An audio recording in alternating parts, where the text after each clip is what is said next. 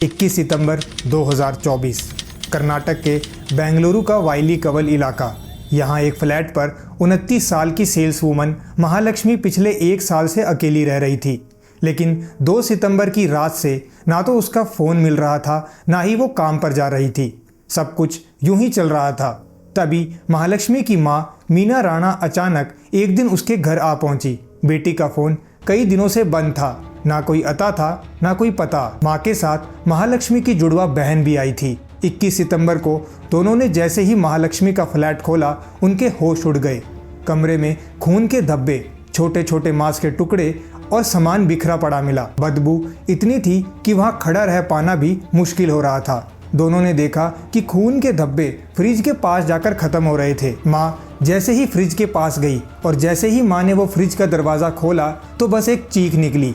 अंदर 30 से 40 टुकड़े इंसानी लाश के पड़े थे। नीचे महालक्ष्मी का कटा हुआ सिर था। माँ की चीख सुन के वहाँ और भी कई लोग आ पहुँचे। तभी पुलिस को भी सूचना दी गई। महालक्ष्मी के घर के बाहर भीड़ ही भीड़ एकत्रित हो गई। तभी पुलिस वहाँ पहुँची और पुलिस खुद उस कमरे में खड़ी नहीं हो पा रही थी क्योंकि बदबू इतनी ज़्यादा थी। फॉरेंसिक टीम को जब जांच के लिए बुलाया गया तो वह लोग इस भयानक दृश्य को देखकर सहम गए। मदद के लिए पोस्टमार्टम हाउस से कुछ लोगों को भी बुलाया गया। शव के कुल 59 टुकड़े पुलिस को मिले। मौके से सबूतों को एकत्रित किया गया। फिर शुरू हुई पुलिस इन्वेस्टिगेशन। कौन था महालक्ष्मी का कातिल? हर किसी को बस यही जवाब चाहिए था। नमस्कार दोस्तों, मेरा नाम है अनिल और आज का केस है महालक्ष्मी मर्डर केस।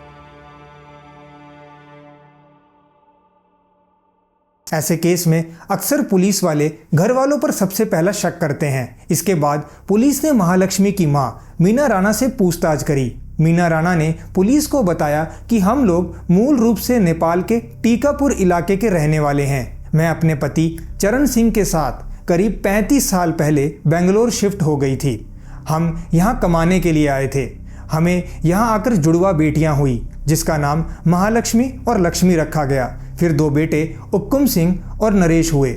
महालक्ष्मी जब बड़ी हुई तो हमने उसकी शादी नेलमंगला इलाके के रहने वाले हेमंत दास के साथ कर दी। हेमंत मोबाइल रिपेयर की दुकान चलाता था। तब महालक्ष्मी ने भी एक मॉल के ब्यूटी सेंटर में नौकरी करना शुरू कर दी। दोनों की एक बेटी भी हुई। लेकिन साल 2023 में महालक्ष्मी और हेमंत के बीच दूरियां आ गई। दोनों अलग हो गए। महालक्ष्मी फिर वाइली कवल इलाके में आकर रहने लगी। महालक्ष्मी की मां ने बताया कि वो 15 से 20 दिन में एक बार महालक्ष्मी से मिलने ज़रूर आती थी। लेकिन जब उसका फ़ोन बंद हुआ तो हमें टेंशन होने लगी। अपनी दूसरी बेटी के साथ वो उसके घर गई। जब मैं उसके घर आई तो उसके लाश के टुकड़े देखे।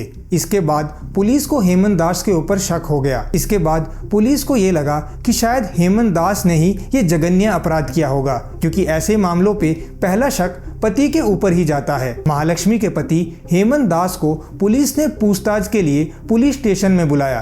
पुलिस को शक था कि इस सब के पीछे हेमंत का ही हाथ ना हो, क्योंकि महालक्ष्मी और उसकी आपस में बनती नहीं थी। इसी साल फरवरी के महीने में महालक्ष्मी ने अपने पति हेमंत के खिलाफ मारपीट की शिकायत दर्ज करी थी। लेकिन हेमंत ने पुलिस को जो कुछ बताया वो भी हैरान कर रहा था। हेमंत ने बोला कि साहब, मेरी पत्नी का अशरफ नाम के हेयर ड्रेसर के साथ अफेयर चल रहा है। अशरफ उसे अक्सर लेने और बाइक पर छोड़ने भी आया करता था और उसी ने महालक्ष्मी की हत्या करी है। अब ये केस पुलिस के लिए एक पहेली बन चुका था। अब पुलिस का पूरा फोकस अशरफ की तरफ हो गया था। पुलिस ने हेमंत की शिकायत के बाद अशरफ की तलाश करना शुरू करा। अशरफ बेंगलोर का ही था और अपने काम पर था। पुलिस ने उसे पूछताछ के लिए थाने में बुलाया और वहां उससे लंबी पूछताछ की गई। इसके बाद पिछले 20 दिन में उसकी लोकेशन, कॉल डिटेल रिकॉर्ड्स और चश्मदीदों की गवाही के बाद पुलिस ने उसे लंबी पूछताछ के दौरान अशरफ को छोड़ दिया। 21 सितंबर को जब महालक्ष्मी के टुकड़ों में पड़ी लाश फ्रिज से बरामद हुई थी, तब पुलिस को महालक्ष्मी का एक फ़ोन भी मिला था। ये फ़ोन 3 सितंबर से स्विच ऑफ था।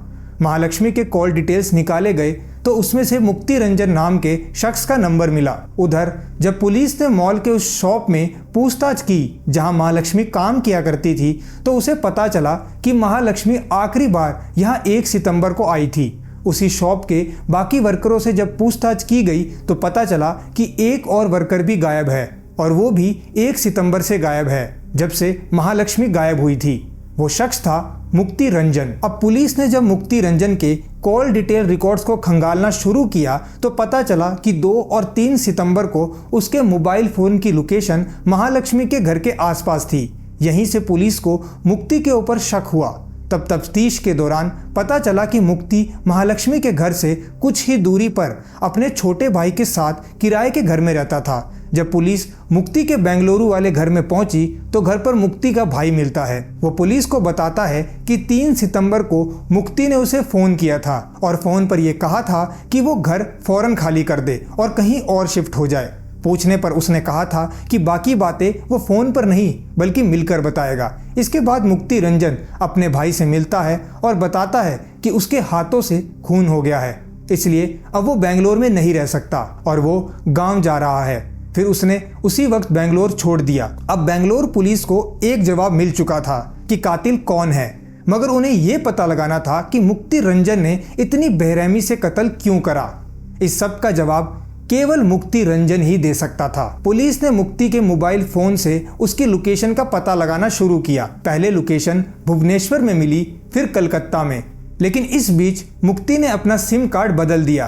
पर अच्छी बात यह थी कि नया सिम उसने अभी भी इस पुराने फोन में डाला था, यानी उसकी लोकेशन अभी भी ट्रेस हो रही थी। भुवनेश्वर में बेंगलोर की 3 टीमें पहुंच चुकी थी। भुवनेश्वर पुलिस को मुक्ति की जानकारी भी दे दी गई थी, लेकिन उधर इसी बीच 24 सितंबर की रात करीब 10 बजे मुक्ति बड़ी खामोशी से भद्रक जिले के अपने गांव पहुंचता है और घर आने के बाद मुक्ति अपने मां के सामने भी ये कबूल करता है कि उसके हाथों महालक्ष्मी का कत्ल हो गया है। करीब 6 घंटे गुजरने के बाद सुबह 4 बजे जब घर वाले सो रहे थे, मुक्ति कपड़ों का अपना बैग और लैपटॉप लिए अपने पिता की मोटरसाइकिल लेकर निकल जाता है। घर से करीब 3 किलोमीटर दूर जाकर रात के अंधेरे में वहीं एक पेड़ से लटक कर खुदकुशी कर लेता है। मुक्ति की मौत के बाद जब पुलिस वाले वहां पहुंचते हैं तो उसके बैग की तलाशी लेते हैं तो उसमें एक डायरी मिलती है और उस डायरी के एक पन्ने पर मुक्ति के हाथों पर लिखा वो सुसाइड नोट भी मिलता है। मुक्ति रंजन ने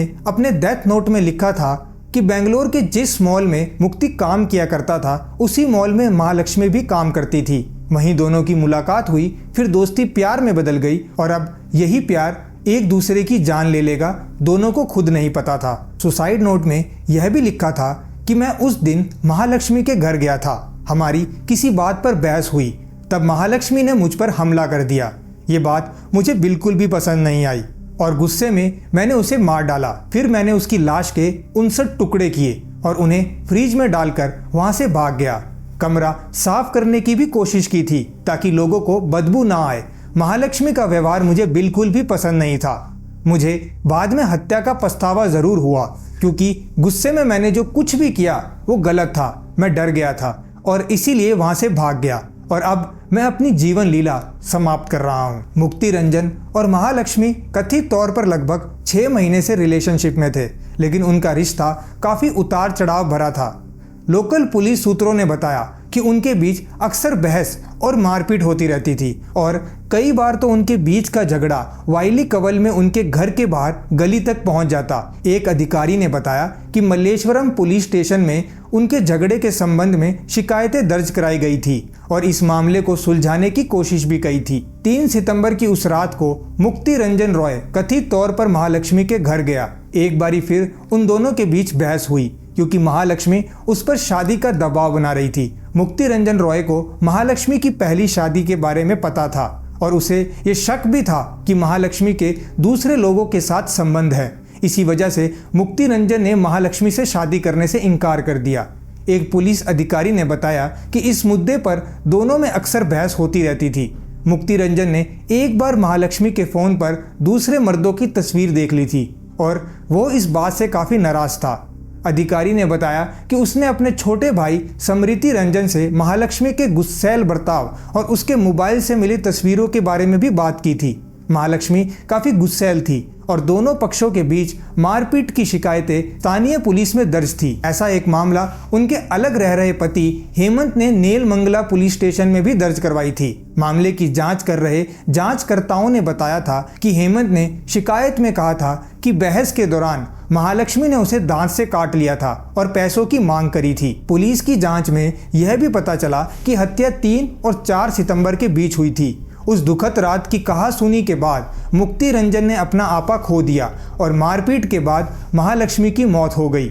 इसके बाद गुस्से में मुक्ति रंजन रात भर शव के पास बैठा रहा और उसे ठिकाने लगाने के तरीके सोचता रहा। पुलिस को शक है कि इस दौरान उसने शव को ठिकाने लगाने के तरीके के बारे में वीडियो भी देखे थे।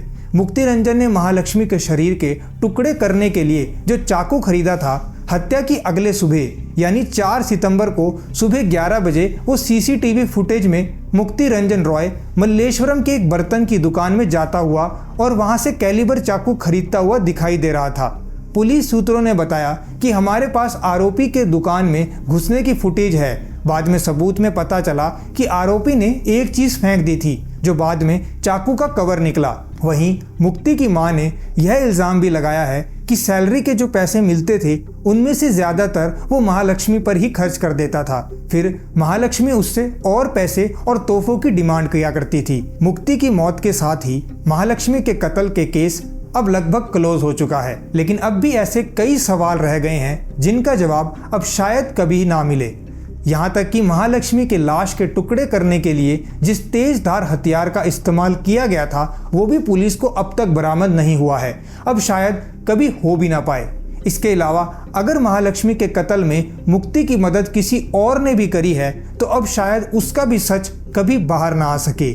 महालक्ष्मी के कत्ल और लाश के 59 टुकड़े की कहानी अब चाहे कोई भी कैसे भी सुनाए, पर हकीकत यही है कि महालक्ष्मी और मुक्ति के रिश्ते की झगड़े असली वजह और इस कहानी की पूरी साजिश का सच अब सामने लाना नामुमकिन है, क्योंकि साजिश की इस कहानी, इस रिश्ते और इस कत्ल के 2 ही किरदार थे, एक महालक्ष्मी और मुक्ति।